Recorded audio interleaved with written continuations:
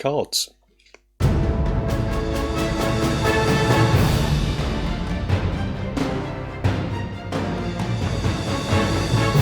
Hello and welcome to the Battle in Barrow. My name's Kev and it's another DM tools and tips video. I think it's the second one in the series I'm going to do over time, and the first thing I want to say is, should you follow all these tips? No, of course not. These are just what I do, and what works for me may not work for you, but some in the videos I'm going to make, something might be of help to you, and I'm hoping maybe this one will be that video.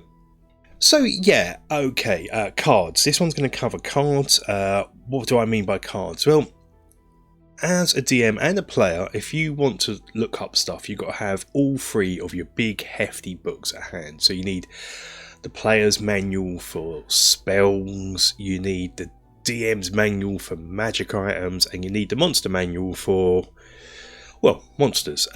But that's a lot of desk space, or tabletop space, should we say. Is there a better way that we can do this? Well, yes, we can use cards. Now, there are some ready-made cards on the market that you can buy, of course, but I like making my own custom ones. One, because I like them having a sort of uniform look. I'm a bit strange like that, a bit pedantic like that.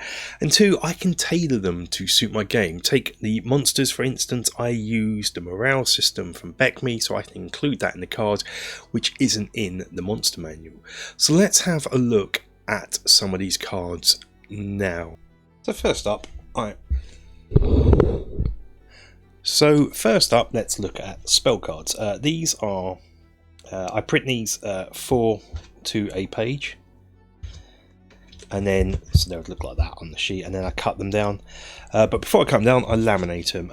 Now the reason for this is, one, it protects them, so it makes them nice and sturdy, and two, let's say I have an encounter with 4 giant beetles. I can write hit points on top, and then when they get damaged, you can just put it in with a whiteboard marker, so that's handy, and plus you can write notes on and what have you on them.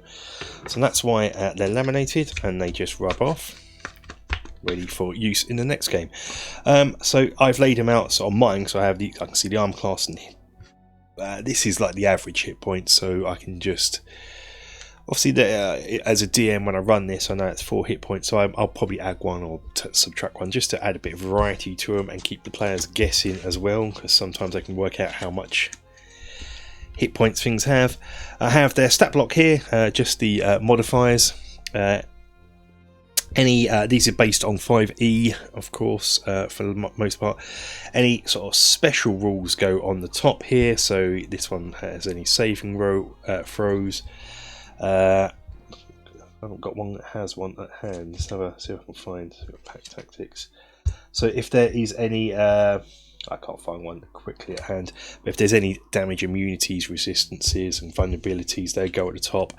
And underneath the bottom part, this is where the combat stuff goes, and I've tried to keep this light and heavy, light and easy even, so it's just what weapon it is, what number I add to the dice roll, its range, and what damage I roll and its damage type. That's all I need. And if it has more than 2 different types of combat, I just list them here, and whether it makes 2 melee attacks or not. On the side here, I write down the passive perception, just so I've got that there. I have its morale. This is taken from Me. Alignment, so this one can be any alignment. That can be any alignment, so we've got neutral, any. Oh good, I've managed to pick some real uninteresting ones here. Yeah, Hobgoblin, that'll do. Lawful evil, so LE, so I know that. Its challenge rating and its experience points are on here. And then movement is at the bottom here. So standard, sometimes they'll have standard, and they'll have whether what their climbing is, or if they fly. So I've got that there as well. So that is the monster cards. Don't need that in a moment. It's from previous games. So that's my monster cards. I also do something similar with spell cards. Oh, I should point out that the backgrounds, you can of course buy custom backgrounds from places like Drive-Thru RPG, or you can, or Etsy's a good place to look for templates. You know what they're called, card templates. This is a monster template. I've bought this, but even though I bought it, I think this was Etsy. Where I've got this from.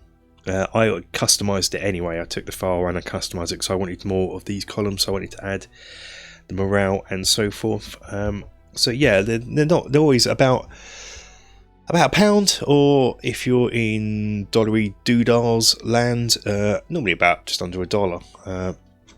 And get a template. How I make these is I use a piece of free software called Scribus. It's an old bit of software, but it's free and it does the job. How to use that is about a bit beyond the scope of this video, but perhaps if patrons are interested, let me know and I'll do a video over on Patreon on how to use it, how to, like a little tutorial, how to get these up and running. So yeah, that's how I make them. Spells, again, found a template that I liked. It sort of fitted in somewhat okay with this. You'll notice that this is on sort of parchment colour paper. That's very deliberate, because what I want to do is I print some out for myself, for my monsters, and also print them out for my magic user in my game, so they can have almost form a little spell book. And what I intend to do is buy an A6 binder and have pocket pouches, so then they have an actual spell book. So that's why it's parchment paper-esque colour. So I just bought some parchment printer paper, again laminated, so you can make any notes on it. If I was to do these now, I would probably get rid of this wall of text. I'll explain in a minute. So what do we have here? Spell name, spell level, and what type it is, casting time, any components, and then if it's like a material, it gets listed there, its range and duration. And here is what the spell is. Now, I've started to do this a bit later on, these are quite early, but I literally put the whole text from the spell from the actual manual here. But then that's great if you're new to the game and you want to see a description of what it does, but for the most part you don't need that. All you really need is basically, like here, all I'd have now is roll 5d8, this how many creatures, and sort of really cut it down, condense it down so it's just the dice roll, the damage, and maybe the effects. So here, you hurl a bubble of acid. I wouldn't have that. One creature within range. You know, really cut it down, because when you're playing, you don't want to read through this wall of text. So I'd sort of dig wrong there. So once I'm starting making some more, if I make any more, these just for the spells I've got upcoming for my magic users in the current adventure, I will do them so it is just getting rid of just the relevant information, the dice roll information. So that's the spell cards. As I said, I make some of these for my spell casting players and keep some for myself. And finally, magic item cards. Now, the Essentials kit actually come with some cards, and I still use them. I've got rid of the ones I don't use. So I obviously use the initiative tracking cards. They're really useful. The condition cards, these are great. So if one of my players is paralysed or petrified, poisoned, or what have you, you can give them this card and they know, one, that they got that condition, and two, what that condition actually entails. But also these cards come with some magic items. So what I did is I scanned this in. I found one with as least little text on as possible, so I scanned it in so I could remove this and remove this text, and I've made my own versions of them.